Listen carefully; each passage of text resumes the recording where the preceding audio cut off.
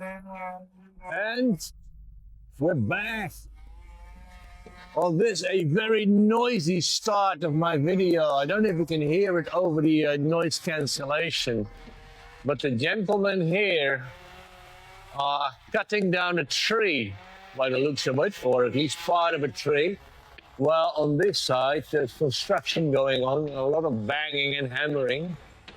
So let's see if I can even be heard.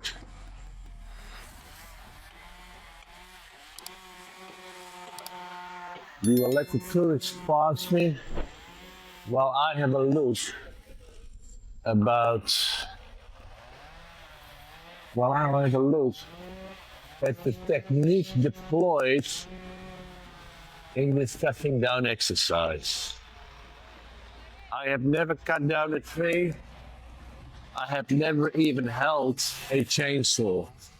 But I do watch Homestead Rescue. And that program with the Alaskan family rescuing homesteaders in America, most of it is done by chainsaw. So I know how to cut down a tree. You basically cut a wedge on one side with a flat bottom and a 45-degree angle on the top. And on the other side, you cut a straight line. And then depending on a lot of other factors, it should actually fall the way you want. Now they want clearly for the tree to fall away from these power lines ahead of me. And I now realize that shouldn't go wrong. I'm actually in a very precarious location. So I think I'm actually going to move on from this spot here, because should it fall on the power lines, and these are power lines, then I'm in a path of danger here if these lines are coming down. That's why they are standing there, forced to pull it away from the lines. Poor guys.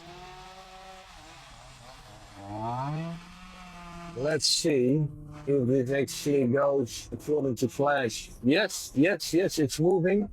They're running already. My God, bunch of heroes. Yeah, there we go. We avoided the fence. We avoided, more importantly, the power lines. And I think it's mission accomplished so far. Now, I don't know if they're going to cut that piece down as well, because that will be far more tricky.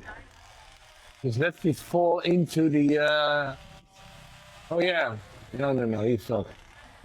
I mean, that is overhanging so much, these drums here. What is inside these drums? Are these water drums, or what is this place? I actually don't know even. I think it's water. So, a tricky, but so far so good. Hello, my name is Geert and I'm a Dutch guy living in Dubai, which is in the United Arab Emirates in the Middle East. But as in previous videos, I am and still will be for the next 6 weeks in Thailand, more specifically on Jomtien beach at the moment. We're here for 2 months, which is the maximum allowable time I'm here on a visa exemption, which gives me 60 days. So I need to exit Thailand on the 12th of January. Or alternatively, I can extend my visa for a further 30 days at the cost of, I do believe, 1,500 baht, maybe? I don't know. It is not very expensive, but I can extend. But I will not, because I do have, of course, to be back in Dubai as well. I can't just stay here indefinitely. So we shall be leaving on the 6th of January, which is almost a week before the expiration of my visa exemption stay. Later on in December, we shall be moving from our apartment in Jomtien Beach to Pattaya. My place is actually being rented out for December, January and February. So I will need to vacate and find alternative paid for accommodations. In this case, we're actually going to the Space Hotel, a brand new hotel, bit of a themed hotel, quite nice. So we're going to hit a bit of a Dubai style place, you know. It's right on the other side from where I am now. It's on the far, from here, it's on the far side of Pattaya beach. It's close, spitting distance, in fact, from the Dolphin Roundabout and Terminal 21 shopping mall. So we'll have a change of scenery while we're there. But for now, we're walking the streets of Jomtien Beach. Today we're walking away from the beach.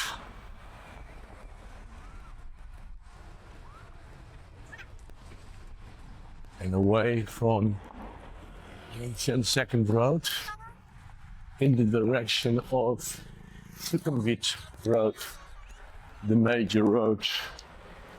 So we'll see how far we get.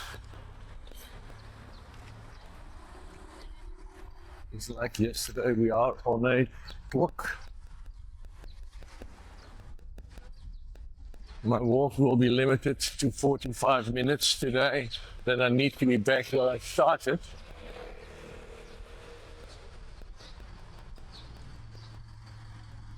We're going to do a bit of a cardiovascular walk today. Speed up the pace a bit. Actually burn some calories. More importantly, I'm on a mission to burn my visceral fat, which arguably is the most difficult fat to burn, together with the fat that actually lives inside your muscles and inside your organs. I have a fatty liver.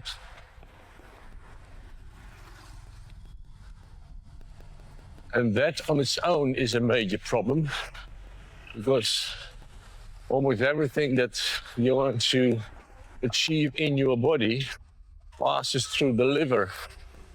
So therefore the liver should be in optimal operating conditions, which right now it is not. Hence the chia water I take twice a day to curb my appetite, my walking, to get into fat burning exercise.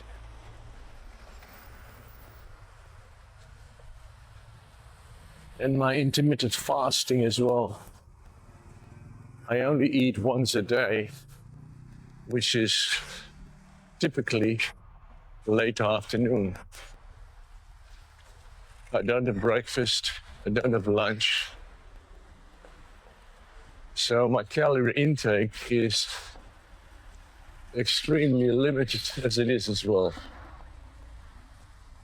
But at the ripe age of 65, I'm finding out that it is not that easy to burn this difficult fat which sits around your organs, and even more importantly, which sits inside your muscles. Now, for those of you who can't visualize what does that actually mean, you know, unless you're a vegetarian. Think of yourself when you go to a steakhouse and you order yourself that nice juicy steak. Now, typically the most expensive on the menu is a fillet steak because it's the leanest of steaks. But at the same time, it's not necessarily the most flavorsome steak. The most flavorsome is actually that sirloin steak or that rump steak, ribeye. That steak, which has got this marbleization, as they call it, inside the meat. Those little white lines. Now, those little white lines are actually fat. And that's what gives extra flavor to your steak. The way you get that into your steak is by raising your cattle with little or no exercise. You literally restrict the movement of the cattle, and some of them, like this Kobe beef and Wagyu beef, Japanese beef. I even believe that those cows are raised, crated, so they don't move at all. They just get fed good food, standing in a crate, thereby severely restricting their movements. So obviously they will build up fat, and that fat finds itself a way into the muscles as well. Now, the same happens with us. If you don't look after yourself, you will start building up fat inside your muscle tissue. And that fat, if you try to burn it, not only are you burning your fat, but you're burning your muscle as well. So it is very important to counteract the burning of fat and the burning of muscle with exercise. You need to do something to keep your muscle mass at least even, if not grow it, right? Especially when you are like me, over the age of 50, in my case 65, already you're in a state of reduced metabolism from when you were younger, so you're far more prone to start stocking whatever you eat, piling it up inside your body in all the wrong places. You also naturally tend to do less exercise as you get older as well. Just because you lose stamina, maybe. You lose energy. You even lose motivation. Because you remember how life used to be and how things are now.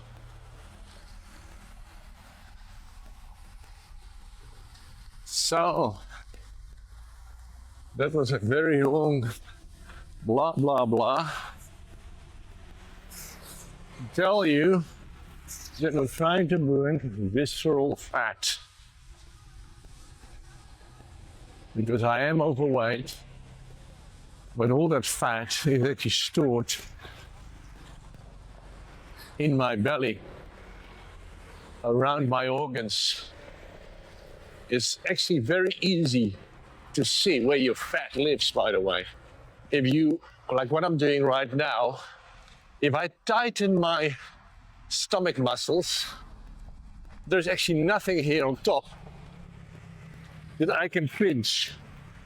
If there was, maybe I could just liposuction and suck it out. But I don't have surface fat. It is under the muscles. Therefore, I need to do it the natural way without taking shortcuts. and spending money on plastic surgeons giving me that six-pack.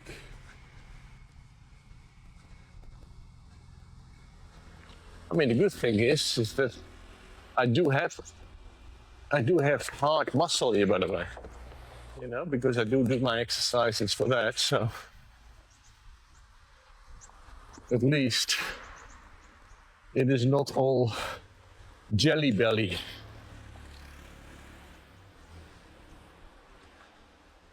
Right, in the meantime, we've walked quite a bit already. We're probably going to be finding that the audio is completely out of whack with my video. Extremely annoying, extremely annoying. Let me just check what is going on here. Yeah, so we are recording. Everything is fine.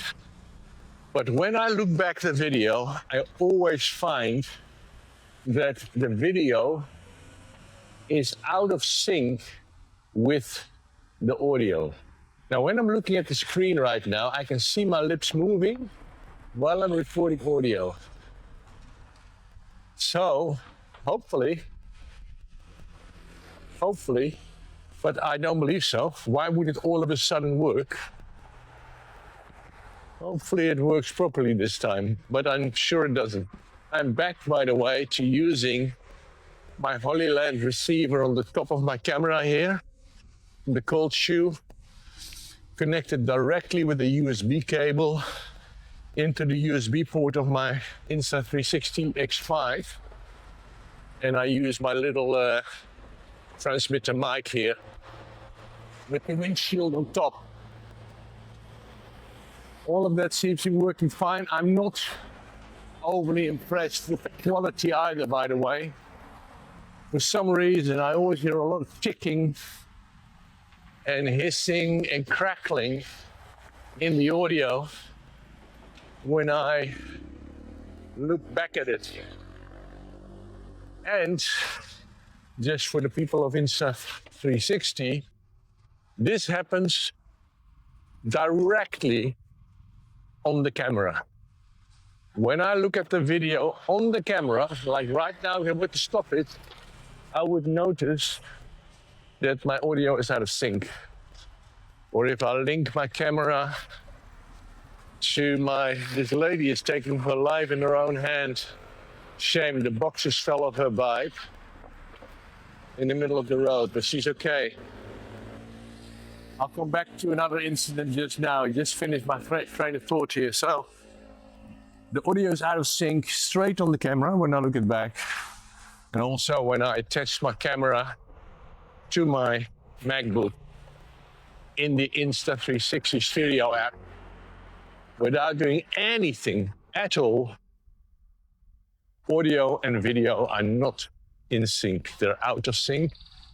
And the audio quality is not what I would expect from an X5 camera together with a premium, what I would consider a premium microphone setup. The Holyland Lark Max 2, which gets extremely good reviews. And in fact, I must tell you also, just while I remember, I have an X3, an Insta360 X3 camera. I do not have that issue with the Holyland on that camera. But on that camera, because it's a little bit older technology, of course, USB-C is not directly supported. So I use the USB-C Insta360 dongle.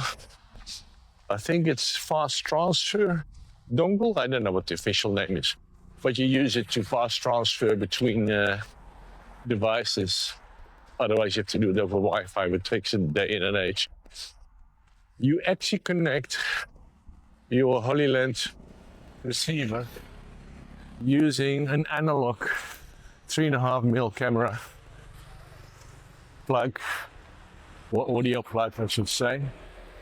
So you take 3.5mm to 3.5mm, plug it from the dongle straight into the camera. And that audio, despite a triple conversion, because it goes from analog to digital, digital to analog, and analog back to digital, the quality is better, and there's no other thing. So why does that not work on the X5? When there's no conversions happening,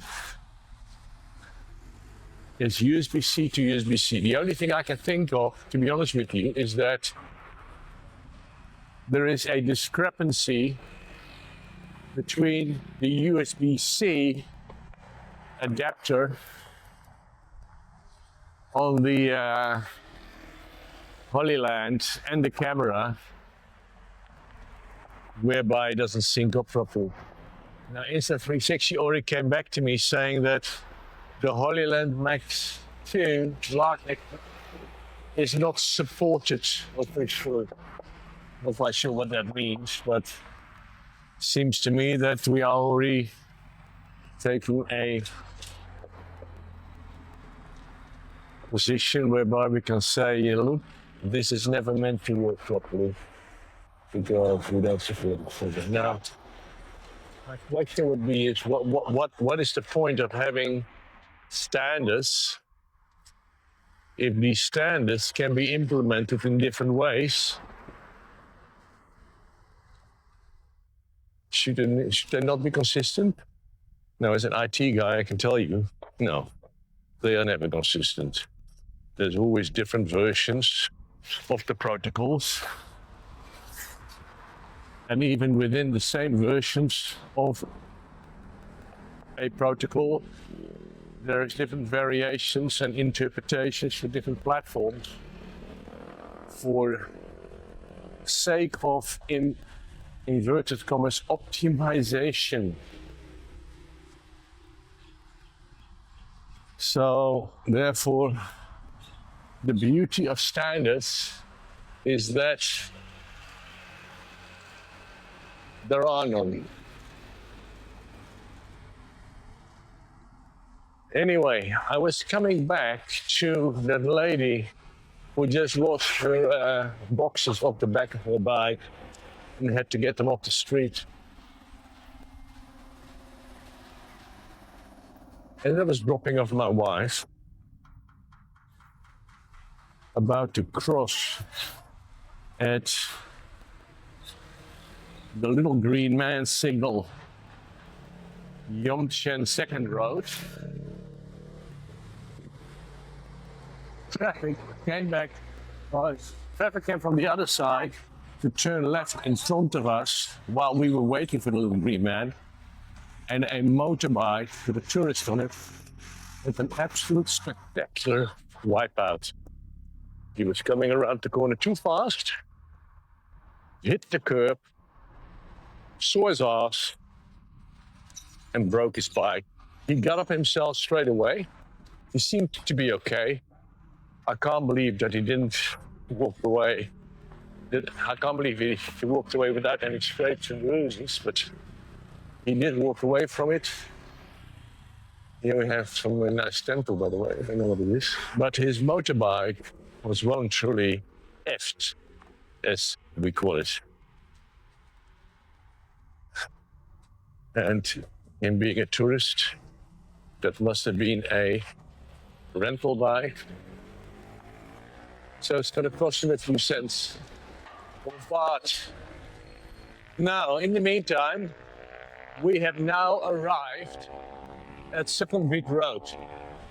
This road is a road, as I said in the previous video, that goes all the way from Bangkok, all the way to the province of Trat and the coast behind me, where you can catch a ferry to go to some of the islands close to us here, like Koh Samet and some other ones.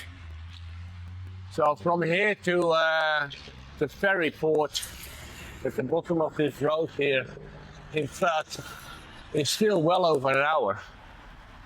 If you take the bike, it would be an hour and a half on your scooter, which I considered for a nanosecond, and then I thought, nah,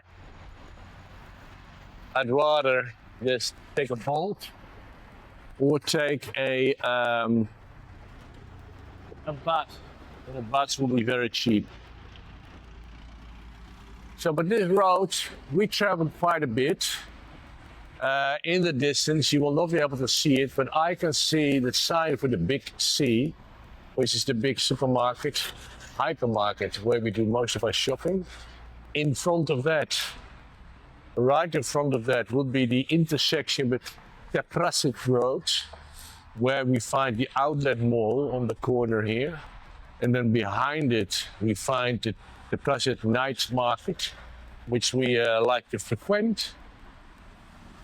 Then coming forward this way, we come to Lotus's, another big hypermarket. In the front of that, we have the Macro. Across the road, opposite the Big C, is Jomtien Hospital. Not insignificant for all the gent like me, but we like to go there for annual or biannual checkups. It is very good healthcare here in Thailand, by the way, and very, very cheap. So we did, 6 months ago, we did a full body checkup. And for that, I paid about, let's call it 10,000 baht, which would be, what is 10,000 baht? $300 maybe? Something like that. 300 US, and literally, you know, they check out everything. You spend a good couple of hours there. And then this trip, we just did a quick cholesterol and liver and kidney checkup. That cost us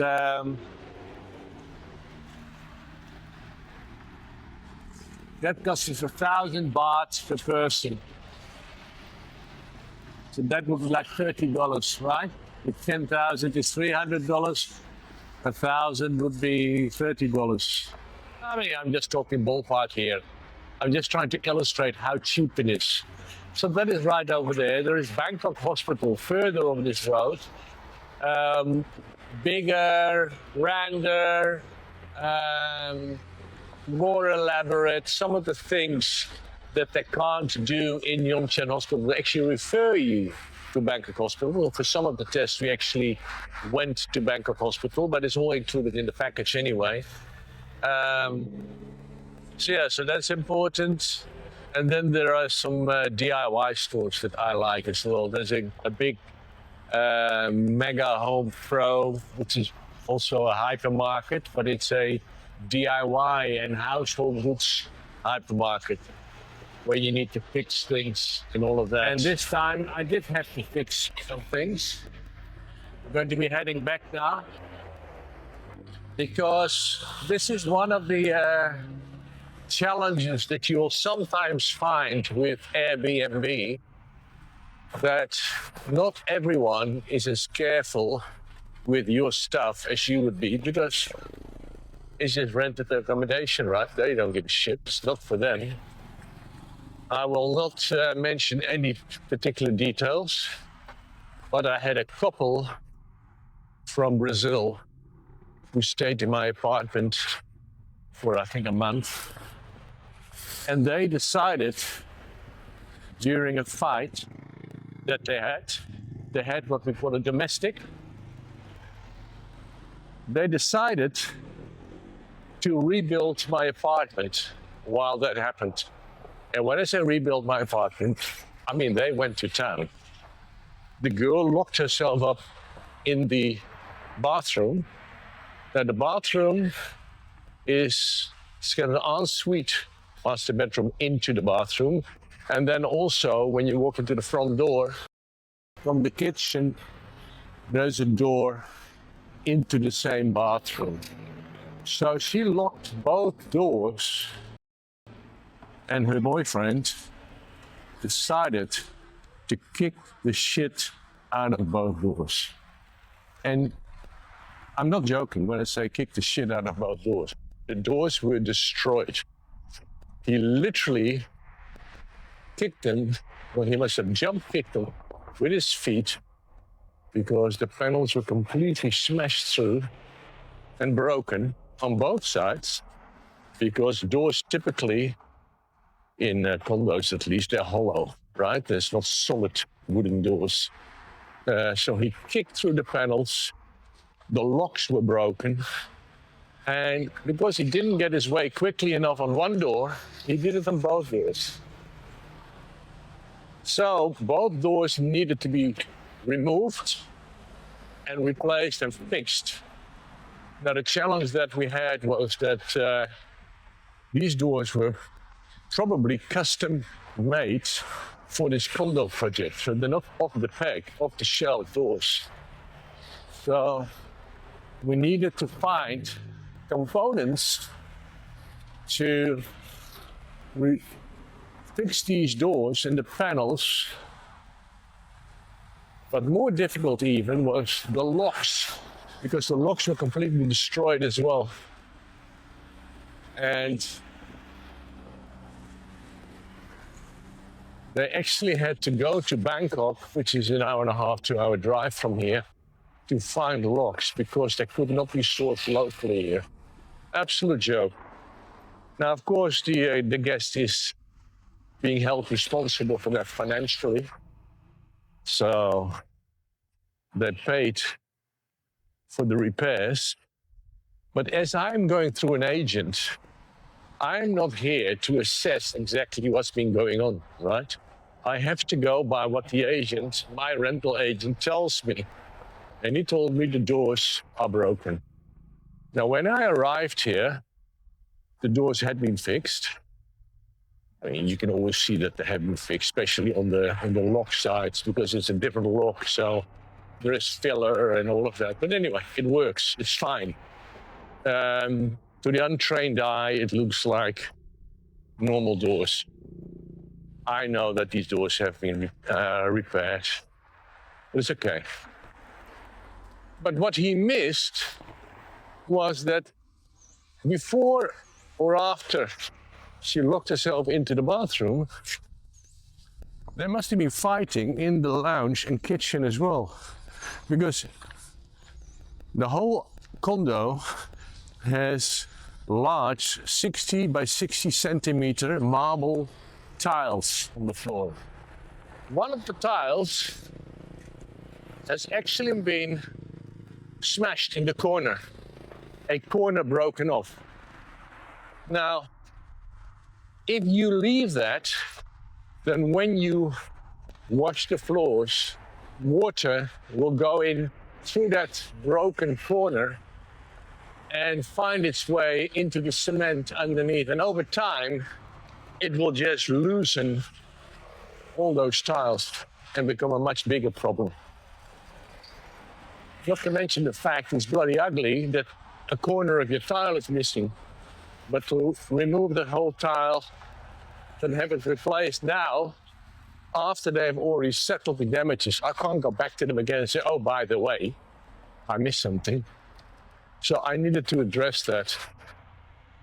Same with the kitchen counter, which is a Marbleite, fake marble laminate kitchen counter, dark red. Right in front of the sink, it has been smashed. Now, that must have been at the same time that they broke the tile, because the tile is literally the tile in front of that kitchen sink on the corner where it's broken as well. So the whole edge in front of the sink has been smashed in, broken, cracked on both sides and completely loose. So that also needed to be addressed. Now, there's only really a couple of ways to address that. The most professional would be to replace that countertop, which was not going to happen. So I decided to address these issues myself I bought myself, first of all, for the tile filler, hard, strong cement filler, just to completely fill up that hole where the corner was broken and missing. Just flush it out. The tiles are white, the filler is white. It is very obvious that there is filler, but at least it stabilizes that corner and thereby the whole tile. And it makes it less obvious than a hole, of course, which can only deteriorate over time. But to protect that corner and the cement, which itself over time with washing the floor probably starts also coming out again, and then you need to keep filling it up, I decided to get resin epoxy, transparent resin epoxy, which I needed for the kitchen repair anyway. So I bought myself resin epoxy and I epoxied over that cement corner. So now we got a hard, transparent, completely waterproof and stabilized corner, which will hold for many, many, many, many years to come. So at least the problem is gone. It's ugly, but the problem is gone. Then what I did with the countertop there as well, because there were chunks out of it, I filled it up with resin epoxy. Now the nice thing about resin epoxy is that you can actually sand it to take the shape that you want. Now this is just clear flat surface. So you just fill it up, fill up the cracks on either side, also stabilize it, keep that in place so it won't come off. And then afterwards you sand it. But then of course you still have the fact that this countertop used to be red. So I got myself some red marker pens, well, a red marker pen, and I just colored it in. But the red color of a marker pen is much brighter than the dark red of that counter. So I got myself a black marker pen as well, and I blended the red and the black together as close as I could. And now, again, you can see it has been repaired, but it's repaired, it's stabilized, it will not fall apart anymore, because that's a wet area, of course, so with water creeping in over time, it would just fall off the laminate, which will not happen now. It's all stabilized and looks a hell of a lot better than what it did look, the chunks missing.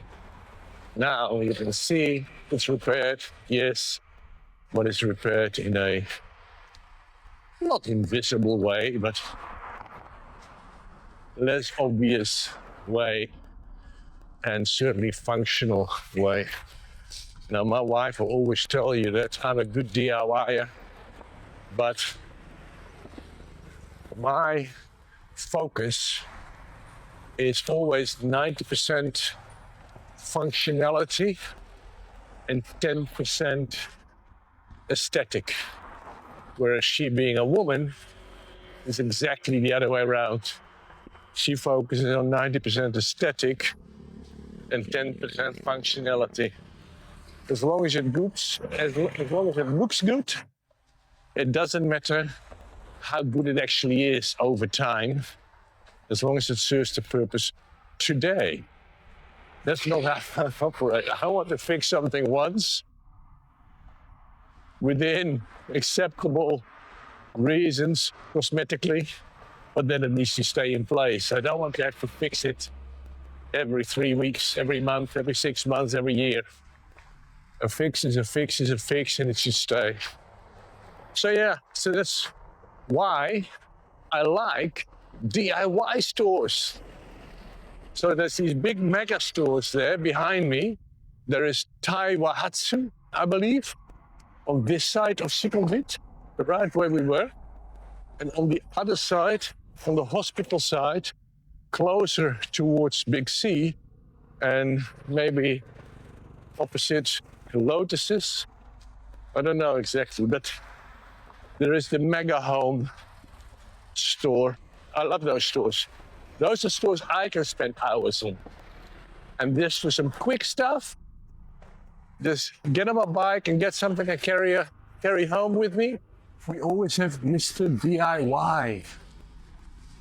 Mr. DIY has got a lot of, as you can see here, kitchen utensils, plastic baskets for kitchen and bathroom. All of the stuff that, again, my wife might want. I don't really have that much of a use for.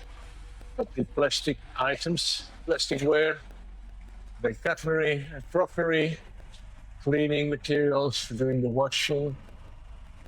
But what I'm more interested in are the first racks, which are the nuts and bolts and screws and tools, which typically can be found closest to the counter in these racks over here. There we go, hardware. I like the hardware section. So yeah, that's where I get my quick fixes, as they say. Now, it is 10 minutes removed from having to be back. And this time, I'm actually going to be on time. So, that is good. I've enjoyed this walk and talk. But I'm sure we're not quite done yet. Because I know that my wife also wants to get her steps in. So after she is finished with her appointment, we'll probably do a little bit more walking along the beach road. And then it will be midday, so maybe even a black coffee. To me, black coffee, no sugar. It's got 0 calories. It's liquid.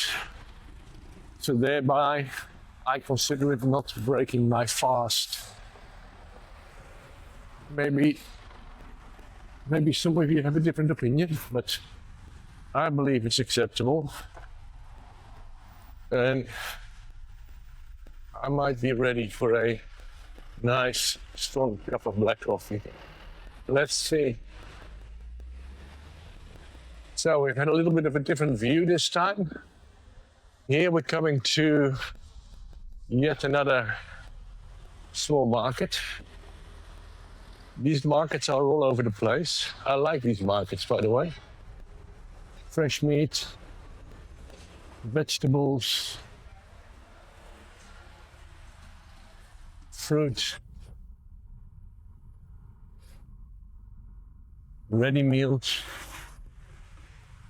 and then some garments and clothing items here.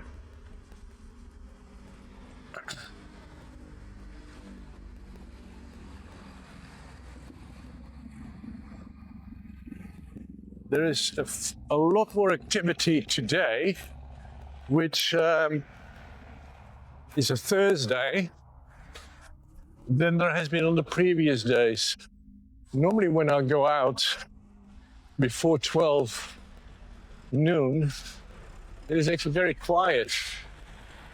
But now there's a lot of activity on the road. Even this morning on the beach road, when we were walking over to the spa, there was a lot of people already on the beach road getting their steps in. I actually prefer it lively like that rather than so dead quiet. Now, at the same time on this road, you have now got a bit more of an impression of some of the places where you can hang out for drinks, for meals, for massages. Other than going to Beach Road in Jomtien or Beach Road and Second Road in Pattaya. I mean, those are so cliche, right? Always better to find some new places to hang out and try out. Here's a laundrette where you put your coins in and do your washing.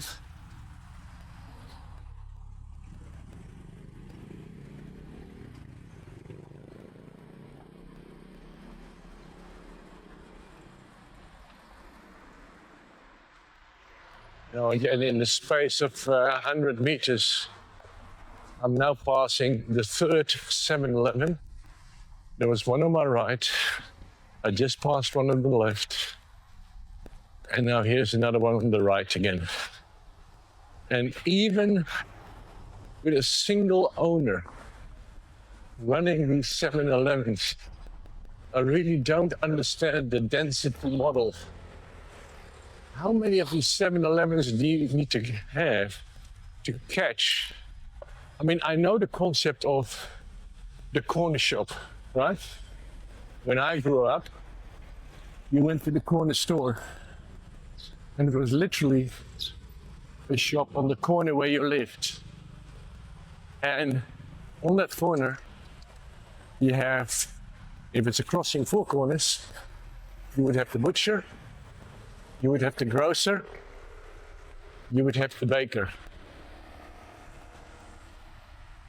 And you would get what you need. You get your meat from the butcher, you get your bread from the bakery, and you get your fruit and veg and a pint of milk. If it wasn't delivered to your house, the pint of milk, from the grocer. And then there's still one corner left that used to be the tobacconist. Now, the tobacconist is now a dying breed, but they used to be dedicated smoke shops, not vape shops, but cigarette stores all over the place, where you would have your nicotine fix. Those shops are gone now. But the whole corner shop idea is gone. But I don't believe that even in those days that the density of corner shops was as much as we see with the 7-Elevens so close to each other. What do we have here? Mr. Tiny Bike. What are these tiny bikes? I don't see any tiny bikes. I can start a restaurant here if I want. Seems to be vacant.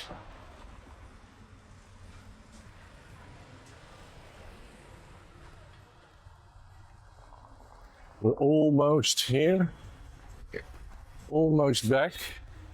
We can see the condo development. What was it called? Aqueous or something? Something with an aqua sort of name. But from this angle, you can actually see it's not that small, right? It is quite a large footprint from here all the way over to that pink condo complex. It's quite a large development, in fact. You see, right in the back, they're right against, in fact, that pink condo complex. They're still building. Now, that to me will be too close for comfort. I would not want to live on that side of this condo complex. I mean, I could literally use my selfie stick to hang a little basket and give it to the neighbor in the other building with some snacks or something I wanted to share. I'm way too close. Way too close.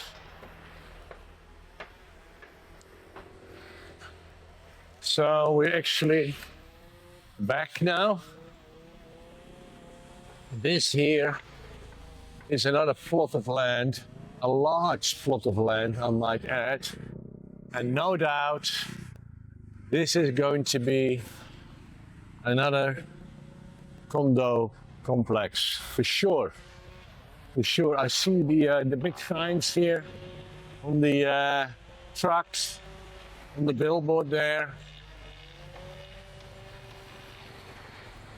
Now, I don't read Thai, but I would hazard a guess that these are for sale signs for this plot. So then, of course, we still need to establish before you buy it what the destination plan is as far as the local government is concerned. Oh, there. My wife is already walking away.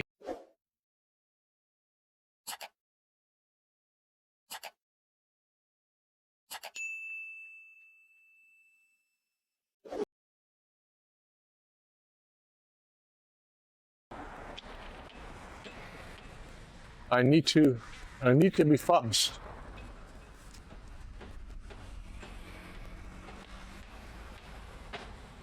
I need to be fast.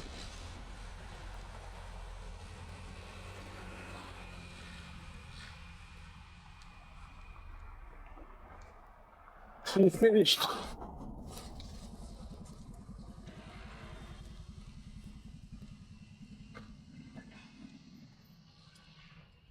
Oh.